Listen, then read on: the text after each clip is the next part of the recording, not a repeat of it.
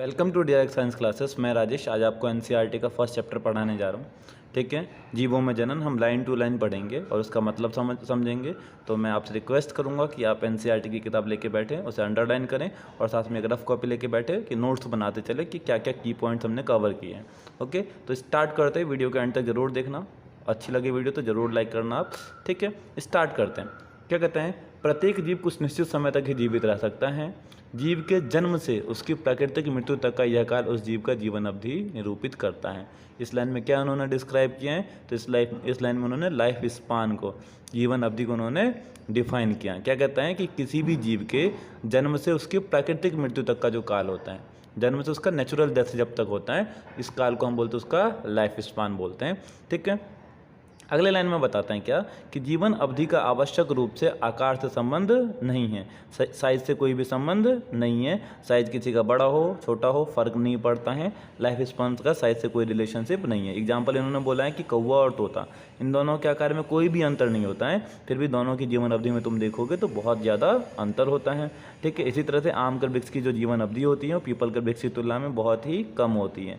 ठीक है, मतलब साइज़ दोनों का से आकार जो है साइज़ बिल्कुल सेम है, उसके बावजूद भी क्या है, जीवन अवधि फिक्स नहीं है, एक का ज़्यादा है एक का कम है। स्टार्ट करते हैं हम। उसके बाद बता रहे कि जो भी जीव हैं जिसकी जो जन्म लिए हैं उसकी मृत्यु सुनिश्चित होती है। हर एक लिविंग ऑर्गेनिज्म का जो डेथ होता है वो डेफिनेट होता है। ओके, यहाँ पे कुछ ऑर्गेनिज्म का लाइफ पीरियड दिखाया गया, लाइफ स्पान दिखाया गया। जैसे एलिफेंट का 40 से 65 ईयर, रोज का 7 to 8 ईयर हो गया, डॉग का 10 to 13 ईयर, बटरफ्लाई का 1 to 2 वीक, कौवे का 15 साल, तोते का 140 साल, गाय का 18 से 22 साल, केले के पेड़ का 25 साल, मगरमच्छ का 60 साल, घोड़े का तुम्हारा 25 से 30 साल, और फल मक्खी का 40 से 45, बरगद का 200 साल, कछुए का 100 से 150 साल, और धान का फाइनल है 3 से 4 मंथ। हमने इस डायग्राम से क्या कवर किया है, इस डायग्राम से हमें ये देखने को मिल रहा है कि जैसे कौवा और तोता है, इनका साइज बिल्कुल सेम सा है, लेकिन अगर तुम इनके लाइफ स्पान में देखोगे तो बहुत बड़ा डिफरेंस देखने को मिलता है। कौवा 15 साल तक जीवित रह सकता है, जबकि तोता जो होता है उसका लाइफ स्पान 140 ईयर होता है। तो साइज डिपेंड नहीं करता है। समझ में आ गया? ठीक है, अभी आगे हम डिफाइन करेंगे रिप्रोडक्शन को। आगे हमारा टॉपिक है रिप्रोडक्शन। ठीक है, जीवों में जनन। तो एक साइंटिफिक तरीके से डिफाइन किया गया। कहता है क्या, एक जीव अपने समान एक छोटे से जीव संतति को जन्म देता है, संतति में वृद्धि होती है, उनमें परिपक्वता आती है, इसके बाद वो नई संतति को जन्म देती है। यह पूरा प्रक्रिया क्या कहलाता है? जनन कहलाता है। समझ में आ गया? कोई भी एक ऑर्गेनिज्म है वो अपने जैसा एक छोटा सा ऑफ स्प्रिंग क्रिएट का मतलब प्रोड्यूस करेगा। समझ में आ गया? फिर वो जो ऑफ स्प्रिंग है वो ग्रो करेगा, उसमें ग्रोथ होगा, मैच्योर होएगा, उसके बाद वो भी एक न्यू ऑफ स्प्रिंग को जन्म देगा। समझ में आ गया? इस प्रोसेस को बोलते हैं हम रिप्रोडक्शन। क्या बोलते हैं? रिप्रोडक्शन। फिर आगे लाइन में बता रहे कि जनन का इंपोर्टेंस क्या है, what is the importance of reproduction. ठीक है, तो जनन क्या करता है? जनन प्रजाति में एक पीढ़ी से दूसरी पीढ़ी में निरंतरता बनाए रखती है।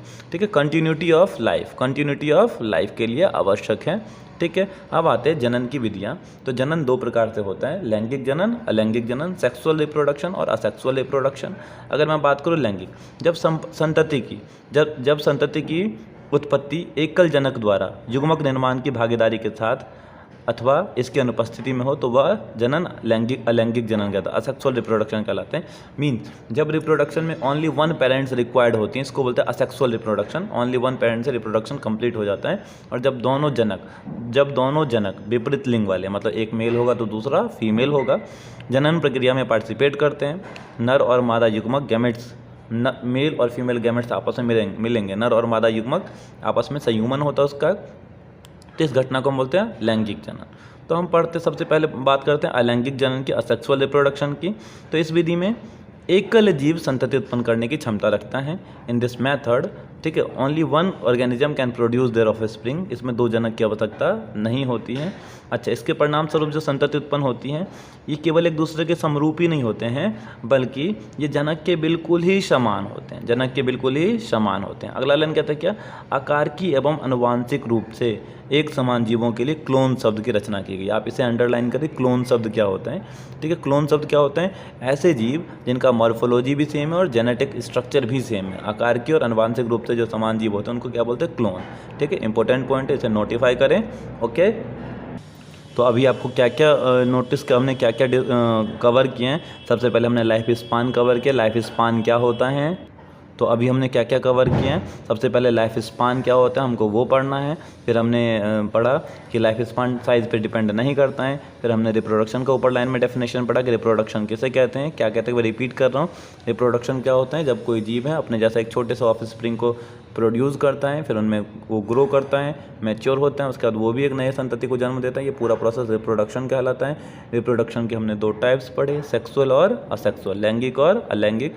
लैंगिक में दोनों पेरेंट्स की रिक्वायरमेंट होती है, उसमें केवल ओनली 1 पेरेंट्स रिक्वायर्ड, या एक जीव की आवश्यकता होती है। हमने अलैंगिक जनन कवर कर रहे थे। तो एकल जीव संतति उत्पन्न करने की क्षमता रखता है। In this only one organism है tendency to produce their offspring. समझ में आ गया कि नहीं आ गया? अच्छा, इससे जो संतानें उत्पन्न होती हैं वो केवल एक दूसरे के समरूपी नहीं होती हैं, बल्कि जनक के बिल्कुल ही एक समान, जनक के बिल्कुल एक जैसे ही होती हैं। और एक आकार की अगर मैं बात करूं कि क्लोन शब्द क्या होते हैं, व्हाट इज़ क्लोन, तो ऐसे जीव जो आकार की और आनुवांशिक रूप से समान हो, वे 2 जीव जो आकार की और आनुवांशिक रूप से दोनों रूप से समान हो, इनको क्या कहते हैं, हम क्लोन कहते हैं। अब आते हैं अलैंगिक जनन। सामान्य रूप से एकल जीव देखने को कहाँ मिलता है, असेक्सुअल रिप्रोडक्शन जनरली कहाँ हमें देखने को मिलता है, तो अलैंगिक जनन सामान्य रूप से एकल जीव, ठीक है, पादप प्लांट्स में, ऑर्गेनिज्म में जो छोटे जीव होते हैं, ठीक है, इनमें पाया जाता है। प्रजीव एवं एक केंद्रकीय जीव जो न्यूक्लियर ऑर्गेनिज्म होता है उसमें ये जनरली देखने को मिलता है। अब ये जो डायग्राम दिखा रहे हैं, जैसे मैं बात करूँ, ये देखो प्रोटिस्टा और मोनेरा, प्रोटिस्टा और मोनेरा के अंदर में जो जीव पाए जाते हैं, इसमें क्या होता है, जनक कोशिका एक जो कोशिका होती है वो 2 कोशिकाओं में विभक्त होकर नए जीव को जन्म देती है। समझ में आ गया? इन जीवों में समसूत्री कोशिका विभाजन होता है, समसूत्री कोशिका विभाजन होता है, ठीक है। जैसे प्रोटिस्टा है, इसमें क्या होगा, जनक कोशिका 2 में विभक्त होकर नए जीव को जन्म देती है। इन जीवों में समसूत्री कोशिका विभाजन एक प्रकार से जनक की क्रियाविधि है। समसूत्री कोशिका, जैसे तुम बात करो, देखो ऊपर अमीबा के उन्होंने एग्जाम्पल दे रखा है, ये अमीबा है, अमीबा में क्या हुआ, समसूत्री विभाजन हुआ है, उसके फलस्वरूप 2 संतति कोशिकाओं का निर्माण हो गया है। समझ में आ गया कि नहीं आ गया? बहुत सी एकल कोशिका में जीव द्विखंडन से उत्पन्न होते हैं, जिनमें एक कोशिका 2 भागों में बढ़ जाता है। ये तुम कह सकते हो ये भी द्विखंडन का एग्जाम्पल है। एक कोशिका जनरली कितने भागों में बढ़ गया है, 2 भागों में, ठीक है। तो अमीबा में इन्होंने क्या दिखाया है, द्विखंडन दिखाया है। उसके बाद ईस्ट में ये जो दिखा रहा है ऊपर जो डायग्राम है, ईस्ट में मुकुलन है। सबसे पहले हमारा क्या, जर्मिनेटिव सेल है, जनन कोशिकाएं, जिसमें एक बर्ड निकल गया, मुकुल निकल गया है, ठीक है, मुकुल जिसको हम बर्ड बोलते हैं। अब ये बर्ड क्या होगा, शरीर से, इस वाले ईस्ट के शरीर से अलग होगा और एक नए ईस्ट का, पूरी तरह से नए ईस्ट को क्रिएट करेगा। समझ में आ गया? तो आपको ये डायग्राम का सीक्वेंस याद रखना कि क्या सीक्वेंस है, लाइफ स्पान याद रखना ऑर्गेनिजम्स का, ओके। अब आते हैं, जैसे अमीबा हो गया, पैरामीशियम हो गया, यीस्ट में यह विभाजन एक समान नहीं होता है तथा छोटी कलिकाएं उत्पन्न हो जाती हैं। अच्छा, यीस्ट में एक बार डिवीजन नहीं होता है, ऐसा बता रहे कि यीस्ट जो कोशिका होती है, यीस्ट जो होती है, उसमें डिवीजन एक साथ नहीं होता है। उसमें एक छोटी सी कलिका सबसे पहले उत्पन्न होती है, जिसको हम बर्ड बोलते हैं, जो प्रारंभ में तो जनक कोशिका से जुड़ी होती है। इनिशियली क्या होगा, जैसे ये यीस्ट है तो स्टार्टिंग में क्या होगा, यीस्ट से जुड़ा हुआ रहेगा, उसके बाद क्या होगा, इससे सेपरेट हो जाएगा, ठीक है, और बाद में अलग होकर नए ईस्ट जीव में परिपक्व हो जाती है। बाद में इससे सेपरेट होगी और एक नए ऑर्गेनिज्म को जन्म देगी, नए ऑर्गेनिज्म को प्रोड्यूस करेगी। समझ में आ गया कि नहीं आ गया? अब क्या होता है, एक नया कंडीशन दिख रहे हैं, विषम परिस्थितियों में अमीबा अपने पादाब संकुचित कर लेता है। जो उसका पादाब होता है वो क्या कर लेता है, उसको कंस्ट्रक्ट कर लेता है, संकुचित कर लेता है। समझ में आ गया कि नहीं आ गया? उसके बाद क्या करता है, अपने परिक्षेत्र में एक त्रिस्तरीय कठोर आवरण, अपने चारों ओर क्या करता है, कठोर आवरण स्रावित करता है, जिसे हम पुट्टी बोलते हैं, शिष्ट बोलते हैं। इस घटना को हम पुट्टी भवन बोलते हैं। क्या कहते हैं, पुट्टी भवन। तो इस घटना को हम पुट्टी भवन भी कहते हैं, ठीक है। अनुकूल परिस्थिति में पुनरागमन पर जैसे ही अनुकूल परिस्थिति आता है दोबारा से, जो पुट्टीकृत अमीबा होती है वो बहुविखंडन द्वारा विभाजित होता है और अनेक सूक्ष्म अमीबा अथवा बीजाणु अमीबा आप बोलते हैं, हम इसको सूडोपोडियोस्पोर्स बोलते हैं, उत्पन्न करता है। पुट्टी के भित्ति के फट जाने से ये जो बीजाणु उत्पन्न हुए हैं, ठीक है, परिक्षेत्र के माध्यम में विमोचित हो जाते हैं, मतलब मीडियम में फैल जाते हैं और इनसे एक अमीबा विकसित हो जाता है। इस अभिक्रिया को हम बीजाणु जनन कहते हैं। बीजाणु जनन स्पोरुलेशन बोलते हैं जनरली, होता क्या, एक बार दोबारा मैं बताता हूँ। अमीबा क्या करता है, जैसे अमीबा अपने पादाब को संकुचित कर लेता है, अपने चारों ओर एक कठोर आवरण सा बना देता है, जिसको हम शिष्ट बोलते हैं, पुट्टी बोलते हैं। इस घटना को पुट्टी भवन बोलते हैं। जैसे इसको अनुकूल परिस्थिति, जैसे इसके पास आते दोबारा से, ये जो पुट्टीकृत अमीबा होता है इसका बहुविखंडन हो जाता है और अनेक सूक्ष्म अमीबा या बीजाणु अमीबा हम बोलते हैं, ये क्रिएट हो जाता है, जिससे और ये मीडियम में विमोचित हो जाता है और हर एक स्पोर से एक नए अमीबा का जन्म होता है। इस घटना को हम बीजाणु जनन कहते हैं, स्पोरुलेशन बोलते हैं। ओके, इन्होंने डायग्राम दिखाया है। सबसे पहला डायग्राम है तुम्हारा क्लेमिडोमोनास में अलैंगिक चल बीजाणु जो स्पोर्स हैं ये, ठीक है। ब वाला डायग्राम है तुम्हारा क्या है, पेनिसिलियम में कोनिडिया, ये पेनिसिलियम में कोनिडिया है, कोनिडिया से एक नई जीव की उत्पत्ति हो जाती है। हाइड्रा में कलिका, बडिंग इन हाइड्रा, देखो ये हाइड्रा है, हाइड्रा में ये कलिका बना, ये सेपरेट हो जाएगा, इससे नई जीव की उत्पत्ति हो जाएगी। और हमारा थर्ड क्या है, स्पंज में जैम्यूल स्पंज, ये जो जैम्यूल स्पंज है, इससे नए स्पंज की उत्पत्ति हो जाएगी। ओके, अब आते हैं फंजय जगत के सदस्य तथा साधारण पादप, जैसे शैवाल हो गया, फंगई के जितने भी ऑर्गेनिज्म जैसे शैवाल हो गया, एल्गे हो गया, ठीक है।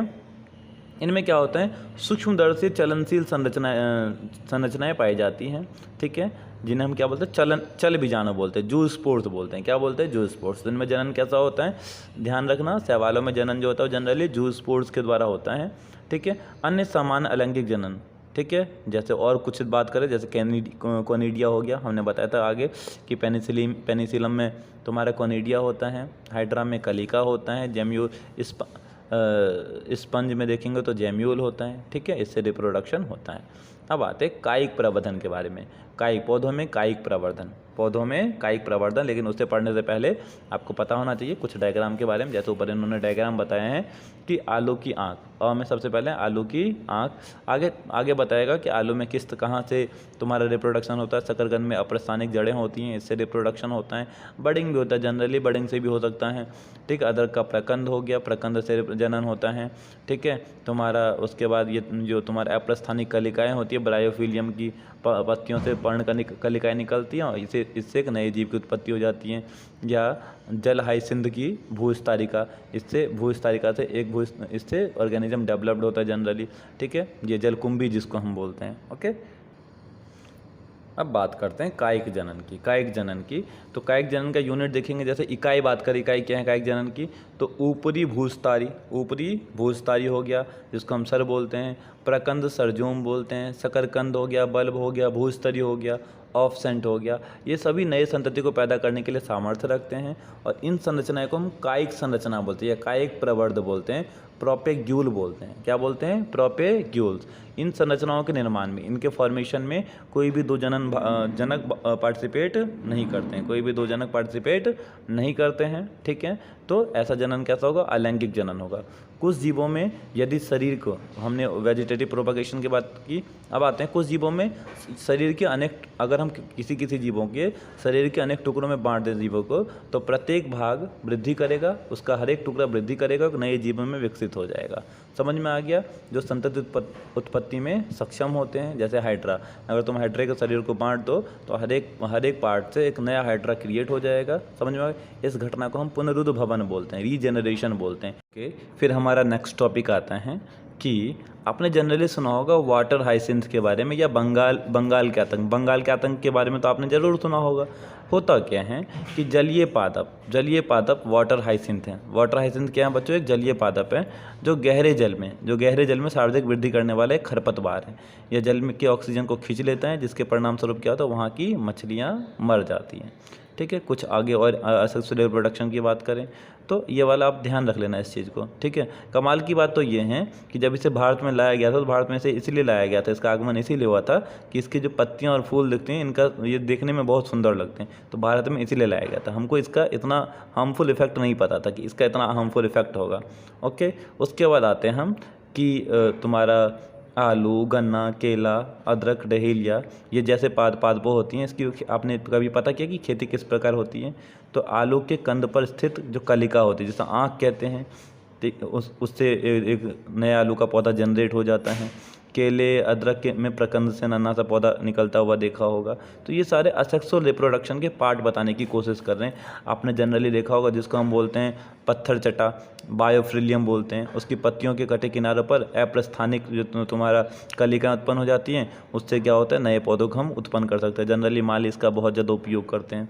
अब आते हैं लैंगिक जनन क्या होता है, what are the sexual reproduction. लैंगिक जनन क्या होता है बच्चों, तो लैंगिक जनन के अंतर्गत एक जीव अपने अभिमुख विपरीत लिंग वाले भिन्न जीवों द्वारा नर एवं मादा युग्मकों का निर्माण शामिल है। यह युग्मक आपस में मिलकर युग्मनज का निर्माण करते हैं, जिससे आगे चलकर नए जीव का निर्माण होता है। चलो मैं बताता हूँ तुमको क्या होता है। अलैंगिक जनन क्या होता है मैं आपको बताता हूँ। इसमें क्या होता है, 2 पेरेंट्स की रिक्वायरमेंट होती है, 2 जनक की आवश्यकता होती है, नर और मादा, 2 जनक की आवश्यकता होती है। दोनों जनक आपस में मिलकर, दोनों का जो ये गैमेट्स होता है वो आपस में फ्यूज होता है, नर और मादा युग्मक आपस में मिलकर और जायगोट बनाते हैं, जनरली युग्मनज का निर्माण करते हैं, जिससे एक नए जीव की उत्पत्ति होती है। अलैंगिक जनन जो होता है, अलैंगिक जनन की तुलना में अगर हम लैंगिक जनन को देखेंगे तो ये एक विस्तृत, बड़ा, कॉम्प्लेक्स और धीमा प्रोसेस है। नर तथा मादा दोनों युग्मकों के युग्मन से जो लैंगिक जनन संपन्न होता है और इसके परिणाम स्वरूप जो संतति उत्पन्न होती है, ठीक है, वह अपने जनकों के साथ साथ अपने जनकों के समान तो होती हैं, वह अपने जनकों के समान तो होती हैं साथ में, ठीक है। अब आते हैं, अगर अलैंगिक जनन की तुलना में हम देखेंगे तो ये कैसा प्रोसेस है, विस्तृत, जटिल और धीमी प्रक्रिया है। नर तथा मादा युग्मक के युग्मनज युग्मन से जो लैंगिक जनन संपन्न होता है, इसके फलस्वरूप संतति उत्पन्न होती है। वो अपने जनकों के अथवा आपस में समरूप नहीं होती हैं, आपस में भी अपने जनकों के जैसी भी नहीं होती और आपस में भी समरूप नहीं होती है। सभी जीव अपने जीवन की वृद्धि की एक निश्चित अवस्था एवं परिपक्वता तक पहुँचते हैं, ठीक है। इसके पश्चात ही लैंगिक जनन कर सकते हैं। वृद्धि का यह काल किशोर अवस्था या प्रावस्था कहलाता है, किशोर अवस्था या किशोर की प्रावस्था कहलाता है। मैं बताना चाहूँगा यहाँ पे इन्होंने क्या डिनोट किया है, तो किशोर अवस्था को इन्होंने जनरली बताया कि किशोर अवस्था क्या होता है। तो कोई भी ऑर्गेनिज्म होता है वो क्या होता है कि एक निश्चित समय तक पहले ग्रो करता है, मैच्योर होता है, उसके बाद ही लैंगिक जनन करने के काबिल होता है। समझ में आ गया। तो उसके इस काल, ये जो कालखंड है ना, इस कालखंड को हम बोलते हैं किशोर अवस्था। अब आते हैं पादपों में कायिक प्रावस्था। अगर मैं बात करूँगा तो अगर यही प्लांट्स में देखा जाए तो प्लांट्स में से कायिक प्रावस्था कहते हैं, अगर पौधों में देखा जाए तो पौधों में इसे कायिक प्रावस्था कहते हैं, ठीक है। अब आते हैं किशोर अवस्था कायिक प्रावस्था की समाप्ति ही जनन प्रावस्था का आरंभ है, ठीक है। तो कायिक प्रावस्था खत्म होता है, उसके बाद जनन प्रावस्था प्रारंभ होता है। तो जब किशोर अवस्था या कायिक प्रावस्था समाप्त होता है तो किशोर अवस्था आरंभ होने लगता है। इस प्रावस्था को उच्च पादपों में आसानी से तब देखा जा सकता है जब उनके पुष्प आने लगते हैं, जैसे गेंदा, धान, गेहूँ, नारियल, आम के आदि के पेड़ों में पुष्प लगने में कितना समय लगता है, आपको नोटिफाई करना है, ठीक है। अब आते हैं क्या, उसके बाद आते हैं हम कि एक अन्य पादप, जैसे मैं एक एग्जांपल देना चाहूँगा। जैसे एक पौधा है हमारे पास, ये इंपॉर्टेंट पॉइंट है, इसको आप नोट जरूर कर लेना। क्या कहते हैं, एक दूसरा पौधा स्ट्रोबिलेंथस है, स्ट्रोबिलेंथस कुनियाना है, ठीक है, नीला कुरिंजी बोलते हैं मैं इसको। ये 12 सालों में एक बार ही फूल उत्पन्न करता है। समझ में आ गया। तो आपने सुना होगा, एक न्यूज़ सुना होगा कि 2006 के दौरान इस पौधे में इतना पुष्प इन्होंने पैदा कर दिया, जिसके परिणाम स्वरूप केरल, कर्नाटक और तमिलनाडु के पहाड़ी क्षेत्र के सड़क के किनारे फूलों का एक कालीन सा बिछ गया था और उन्होंने पर्यटकों को बहुत ज़्यादा आकर्षित किया था। समझ में आ गया कि नहीं आ गया, ठीक है। तो ये वाला पॉइंट नोट करने वाला बात है कि 2006 में ऐसा क्या घटना हुआ था कि पूरा जो वैली था, वो जो पूरा घाटी वाला इलाका था, वो पूरा का पूरा बिल्कुल फूलों की चादरों से बिछ गया था। तो इस 12 साल में इसमें एक नीला कुरंजी का जो फूल होता है 12 साल में एक बार खिलता है, और जिसके फलस्वरूप पूरे उस रास्तों पे फूल ही फूल बिखर गए थे, ठीक है। यह दृश्य सैलानियों की बहुत बड़ी संख्या इनकी ओर आकर्षित होती है, ठीक है। अधिकतर प्राणियों में किशोरावस्था की समाप्ति उसके प्रजनन व्यवहार के पूर्व उनकी शारीरिक एवं आकार के बदलाव के प्रकट होते हैं। अच्छा, जो किशोरावस्था की समाप्ति क्या होते हैं, उसके प्रजनन व्यवहार के पूर्व उनकी शारीरिक और अच्छा, किशोरावस्था जब समाप्त होता है तो उनके बॉडी में कुछ चेंजमेंट आता है, तो ये बताता है कि किशोर अब ये कैसा आ गया, जनन अवस्था में ये लोग एंट्री करने वाले हैं, ठीक है। जनन प्रावस्था के दौरान जो अपरास्तनी मादा होते हैं उनके अंडाशय की सक्रियता में चक्रीय परिवर्तन होते हैं या सहायक वाहिका या फिर हार्मोन्स में परिवर्तन आने लगते हैं। समझ में आ गया। जनन प्रावस्था के दौरान जिनमें प्लेसेंटा अपरा पाया जाता है, इसके अंडाशय में कुछ चक्रीय परिवर्तन होते हैं या हार्मोन्स में परिवर्तन आने लगते हैं, ठीक है। अगर तो इन 2 प्रकार के जीव होते हैं, एक प्राइमेट्स होते हैं, एक नॉन प्राइमेट्स होते हैं। प्राइमेट्स के अंदर में तुम्हारा हो गया जैसे कि मनुष्य हो गया, जैसे मनुष्य हो गया, जैसे उसके बाद बंदर हो गए, एप्स हो गए, ठीक है। इनके अंदर में जो कुछ चेंजेस आते हैं, परिवर्तन आते हैं, उसको बोलते हैं हम ऋतुस्राव चक्र, मेंस्ट्रुअल साइकिल बोलते हैं। जबकि नॉन प्राइमेट्स के अंदर में जैसे कि गाय हो गया, भेड़ हो गया, चूहे हो गए, हिरन हो गए, कुत्ता, चीता, इनमें भी एक चक्रीय परिवर्तन देखा गया है, लेकिन इनके परिवर्तन को मध्य चक्र बोलते हैं, ऑयस्ट्रस साइकिल बोलते हैं। समझ में आ गया? तो ये जो साइकिल चलता है ये 2 ऑर्गेनिज्म में चलता है, नॉन प्राइमेट्स में, प्राइमेट्स में। प्राइमेट्स के अंदर में से क्या कहते हैं? प्राइमेट्स के अंदर में से ऋतुस्राव चक्र बोलते हैं, मेंस्ट्रुअल साइकिल बोलते हैं। जबकि नॉन प्राइमेट्स के अंदर में इसको मध्य चक्र बोलते हैं, ऑयस्ट्रस साइकिल बोलते हैं, ऑयस्ट्रस साइकिल बोलते हैं। ओके, अब आते हैं प्रजनन की आयु जब समाप्त हो जाती है। जब प्रजनन की आयु समाप्त हो जाती है हम उसको क्या बोलते हैं? उसको जीर्णता बोलते हैं। क्या बोलते हैं? जीर्णता या वृद्धावस्था के मापदंड के रूप में देखा जाता है। ठीक है। अच्छा, शरीर की जीवन की अवधि के अंतिम चरण में सबसे लास्ट एंड जो होता है उसमें कुछ चेंजेस होते हैं बॉडी के अंदर में, जैसे कि इन्होंने एग्जाम्पल दिया है कि मेटाबॉलिक रिएक्शन का धीरे हो जाना, जिससे क्या होता है हम मृत्यु तक चले जाते हैं, हम डेथ हो जाता है हमारा। ठीक है। अच्छा, इन तीनों प्रावस्था के लिए कौन जिम्मेदार हैं? तो कुछ हार्मोन्स जिम्मेदार हैं। ओके, अभी आगे टॉपिक हमारा क्या है? लैंगिक जनन की कुछ घटनाएं, कौन कौन से प्रोसेस है जो कि सेक्सुअल रिप्रोडक्शन से रिलेट करते हैं। तो तुम्हारा एक निषेचन पूर्व घटना है, निषेचन और निषेचन के पश्चात घटना है। इसको हम नेक्स्ट वीडियो में कवर करेंगे। अगर आप चाहते हैं कि मैं इसी प्रकार की वीडियो सीरीज बनाऊं तो प्लीज़ कमेंट जरूर करें, जिससे कि मैं आगे वीडियो आपका कंटिन्यू कर पाऊँ। ओके, चैनल को वीडियो को लाइक करें, चैनल सब्सक्राइब करें। Okay, thank you. जय हिंद बच्चों, मिलते हैं नेक्स्ट वीडियो में, लेकिन मैं चाहूँगा आप कमेंट जरूर करें। ओके, जय हिंद।